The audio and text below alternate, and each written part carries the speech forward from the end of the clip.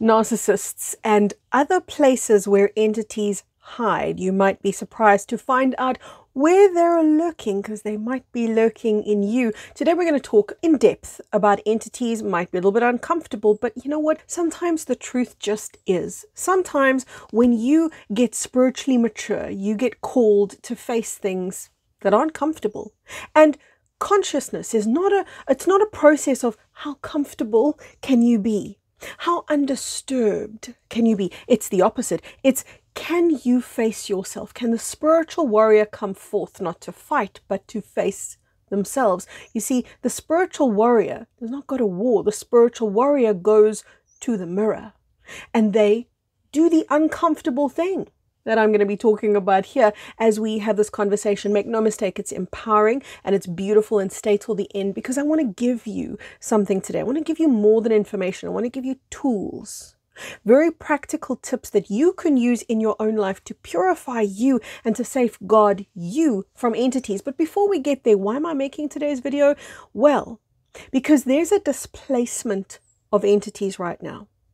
And as entities are displaced, they're displaced for two reasons, by the way. The first one is mass exits off the planet. So when we have very big exits, like we might see earthquakes and tornadoes and hurricanes and disasters upon the planet. When we see exit events upon the planet, I did a video about this recently. I will link it in the description box for you. When we have exit events, we have a lot of darkness leaving. They leave along with the host body. And that creates an influx of hosts, or rather that creates an influx of entities seeking hosts. But before I get there, I said there were two reasons. So the first one is mass exits. The other one is more interesting, and that is when people become more light. When people like you become more conscious, you create less room for entities to feed, and entities are getting desperate. Entities are getting hungry. Entities don't have the free reign and the range of human beings, almost naive human beings, to feed off of. People are becoming sharper and more aware. And what that means is that they're occupying more of their own light. We'll talk more about that at the end. But there's an amazing phenomenon that's going on right now, where we've got a lot of displaced, rather desperate entities. When an entity gets desperate, when an entity is displaced, what does it do? It does the same thing that you would do, or I would do, or anyone would do when we're desperate. You flail, don't you? You're not desperate quietly. When you're in true, and I'm talking about desperate for your life, when you're in the death rattle, you're not caring about what do they think of me. You're so deeply enmeshed in survival mode that all that you can do is focus on your need to consume, to gain life force, to meet whatever the primal need is. And they have primal needs too, just like we do. And theirs is to eat, so to speak, or refuel is a better way of saying it. Now remember that they had free reign, pretty much free reign over humanity. Humanity was blind to the level of darkness that occupied the space that they did. First of all, there was segregation and separation of the zones in which the human being lived and the entity lived. Now, entities I'm including here, astral beings. These are beings that needed to feed off of humanity. Were all astral beings negative, dense, dark? No, not all of them, but a lot, most, to be honest, were. So where we are now is, and I have got a video about this, I'll link it for you as well. I've spoken about the collapse of the underworld. The collapse of the underworld has displaced a lot of entities to the point that we're occupying the same space. We're sharing the same air right now. And that's a little bit disconcerting, but also totally empowering and quite wondrous. And I'll tell you why. There's a lot of people who are tremendously unaffected, totally unfazed by the entities that they might feel brushing right up against their skin. And you might think to yourself, oh, I know why. It's because they've got a shield up, isn't it? No. Videos on my channel about why shielding doesn't work and what to do, why boundaries don't work and what to do. My perspective has always been quite different. Those of you who've been with me for a while will know that The perspective on shielding that I want to share with you just in a couple of seconds, because I know a lot of you have already watched that video, is you want to exude, not protect, not shield. Shielding is an act of defensiveness. I want you instead to get into your radiance and to get into the confidence, because I always talk about trust your light, trusting your light. Well, when you do, when you dare to surrender to your light, you've heard about surrender to your pain, haven't you? Well, that's something you can do and should do, and that's a conversation for another day. But surrendering to your light is something very powerful, because it means I'm just going to trust where God is steering me right now. I'm just going to trust the higher path that's surrounding me right now, where I'm being led to. I'm going to trust that it's something beyond where my eyes can see, but it's higher than where I'm going. I'm going to surrender into that light that I'm a part of. That doesn't mean I'm going to go unconscious. It means I'm going to start trusting, and I'm going to start allowing, and I'm going to stop pretending that I'm here doing life on my own by myself. Because it's when you have that mindset that you want to do the protect, defend, ward off mindset.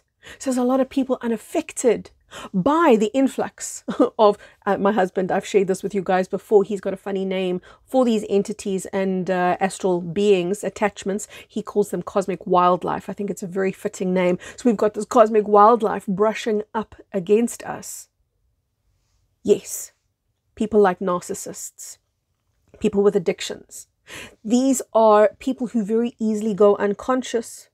And these are people who very easily become hosts for entities. And the reason why you're seeing sociopath, psychopath, narcissists, just they seem to be everywhere, don't they? And I have a very different view on that as well. And that is that these beings, we can so easily make it about them. Oh, the bad narcissist. Oh, the bad abuser. I don't want to justify their behavior and say they're glorious. It's not. I've certainly had my fair share in my life. I understand perfectly the abuse that they perpetrate. However, it would be foolish of me to say to you, blame them. Put it all on them. They're the baddies. If it wasn't for them, you'd be happy. I mean, how powerless does that make you? But how powerful does it make you when I say to you, actually, it's about you. Yeah, these people do exist. But what you're going to do about it, you're going to step into greater and greater levels of your own light, deeper and deeper levels of your own truth. You're going to embrace the freedom that you came here to embrace by taking personal responsibility. Now, the narcissists are becoming more depraved. The abusers are becoming more abusive. They're going more unconscious because of the influx of darkness, the lack of hosts to feed upon. Remember, that's because a lot of people are becoming more and more conscious. And in that consciousness, there's less fuel source for these entities. In their desperation, they start driving the beings that are hosting them to levels of insanity.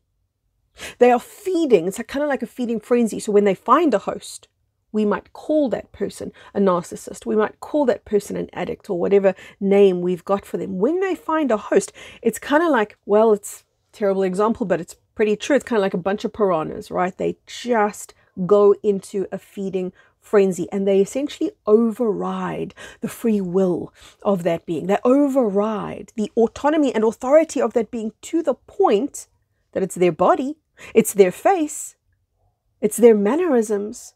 It's not them driving it anymore. Do you know, I dated an alcoholic for many, many years. And what I realized about him a couple of years into the relationship was, you are not the person I met. Have you ever had that experience with somebody who is so overtaken by entities? Now I want to share with you a very interesting thing about who has entities. Remember I said in the beginning, I was going to talk about where else, other than narcissists, sociopaths, etc., where else are these entities lying?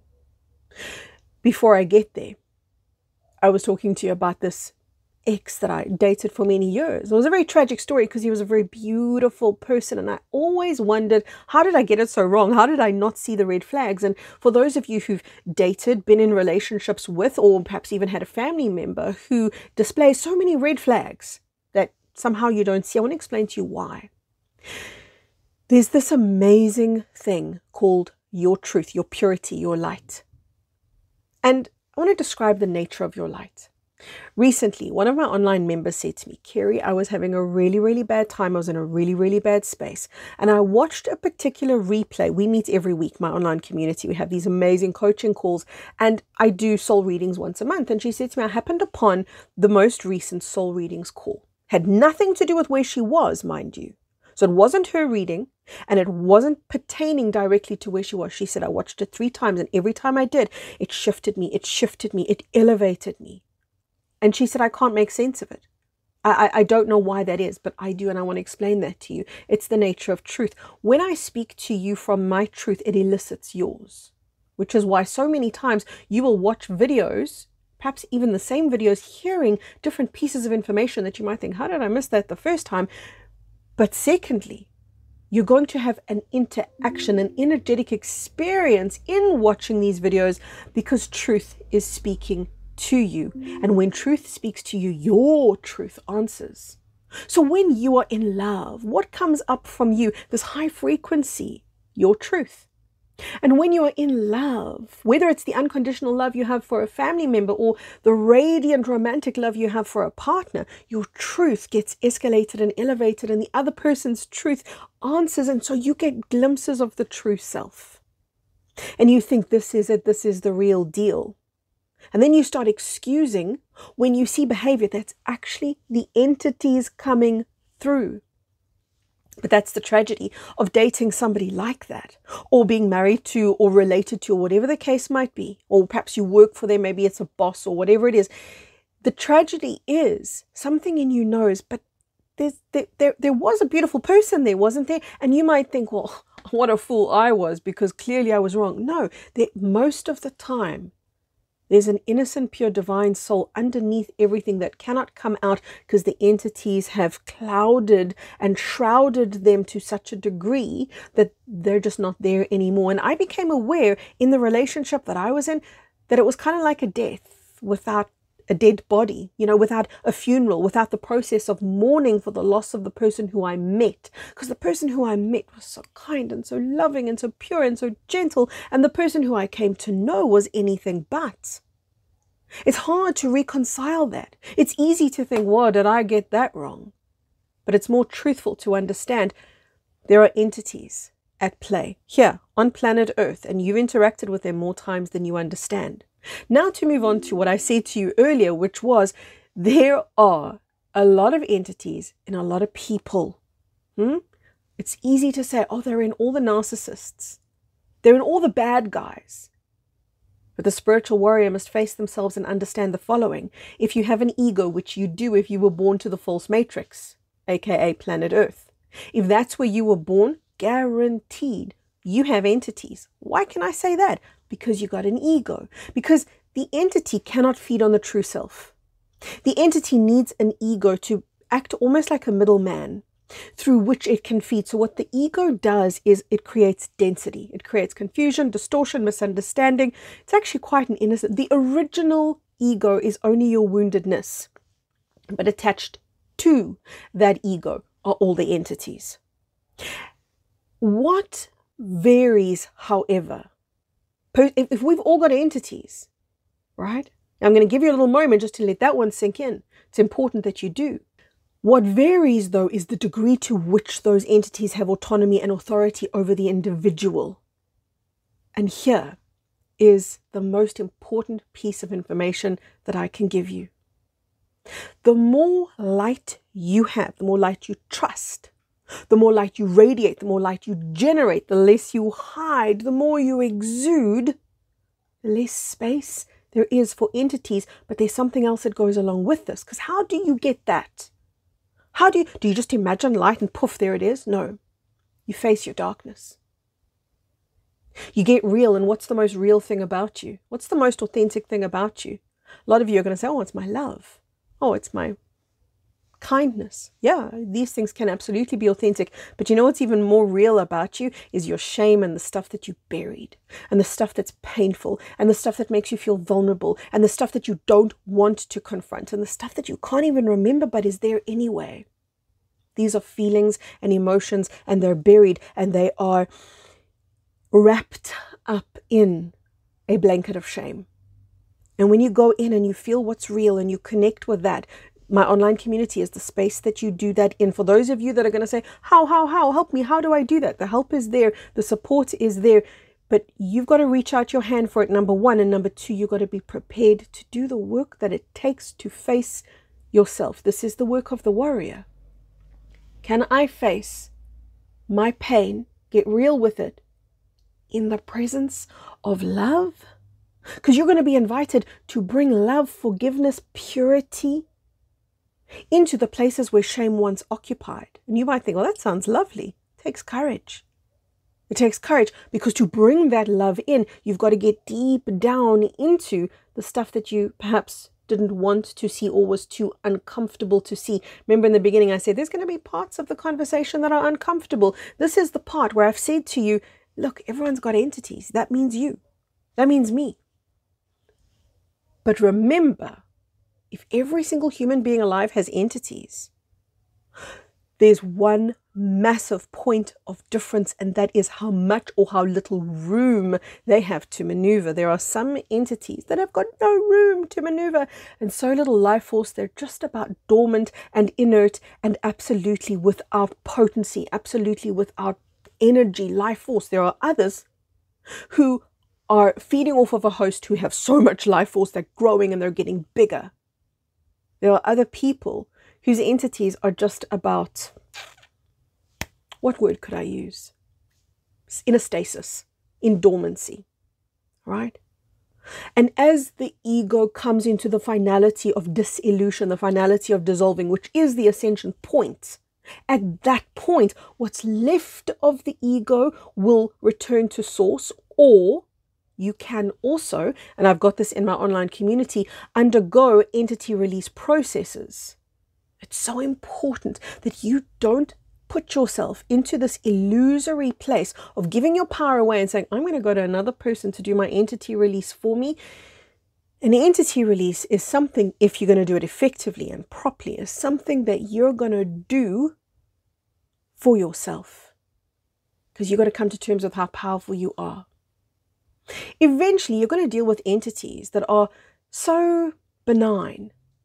When you go through so many of these processes, you're going to deal with entities that are so benign, they're essentially just kind of like a placeholder, right? They're, I want to say, pretty much not even there. So that's the degree, the variation that differs person to person. How much room, how much leeway does that entity have? And when you have mastery over yourself, because you are in personal responsibility, not in blame. You're not busy looking at the labels and saying, well, that's a narcissist and my life's a mess because of them. When you're not blaming, but instead, and by the way, not blaming also means not blaming yourself, but instead taking your power back and living from your authority, or learning how. Engaging with that process of, well, I don't know how to do this thing, so let me learn. Huh? This is something that a lot of people are unwilling to do. They're unwilling to be shown or be guided or learn beyond what's put directly in front of them. Sometimes you've got to reach beyond and really step into a place you couldn't ever have imagined yourself before, but is so far elevated from where you are right now in consciousness. As these entities dissolve, as these entities resolve, as they're sent back to source, you can almost feel their relief. You can almost feel them going, oh, thank God, because a lot of them have contracts or had contracts to be with you. I once had an entity that I dealt with for many, many years. I was so aware of this entity, and I could, over many years, experience this entity getting smaller and smaller and smaller. And you know what? The most amazing thing happened. And that was this entity eventually turned to a being of light and thanked me in the end for being a teacher to it, that I could teach this entity how to regain their sovereignty. That was such a beautiful thing. That was such a beautiful moment, because it's so damn easy to judge these entities, just like it's so damn easy to judge the narcissist and say, well, they're the wrong ones. And if someone else is wrong, then my ego must be right. It's so damn easy to do that. Now, I'm not saying you got to heal your entities, don't get me wrong, but it's an option. It's a possibility, right? So I want to describe to you, had this entity pretty much from childhood. Most of us do, by the way. Most of us are born with these entities that come from the lineage. And this entity grew stronger and stronger over the years until I became aware of my power and of it as a separate thing to me.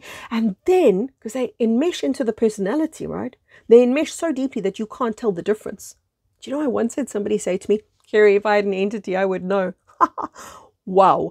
That's a level of having the wool pulled over your eyes that I wasn't quite prepared to hear. No, the whole point of darkness is that it's hidden and you don't know. That's why you got to make yourself uncomfortable to go see these things. Nonetheless, this entity that I'm describing to you got bigger, bigger, bigger over the years. And then as I grew in my consciousness, I watched it get smaller, smaller, smaller, go into what I could call a sleeping mode. That's the stasis that I spoke about earlier. And then ask me for help and support. And the only help and support that I could give this entity was, I'll be your example. I won't be your fuel source. But if you want to grow, I'll be your example. Because I'm going to do it for me. And we worked together for a little while until eventually this entity could move off and back to source. Now that, to me, is true healing. Right? So a lot of these entities, as they depart, they're going to be relieved. Whew, finally, my contract with this human host is done. I get to go home. Or a frantic, desperate, oh my God, where do I go now? And then they start looking for a host. And when they do find a host, that host is already, and by host, I mean another human being, that human being is going to be so overrun with entities, and then add another 1 or 10 or 100 more. That person, they don't act with all of their mental faculties intact. That's the most tactful way that I can put it.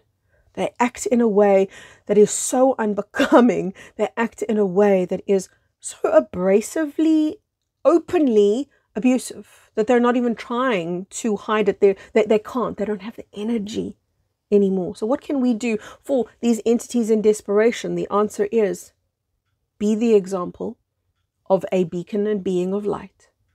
Understand that they have got a choice, even though they think that they don't. And the choice is, you can go home.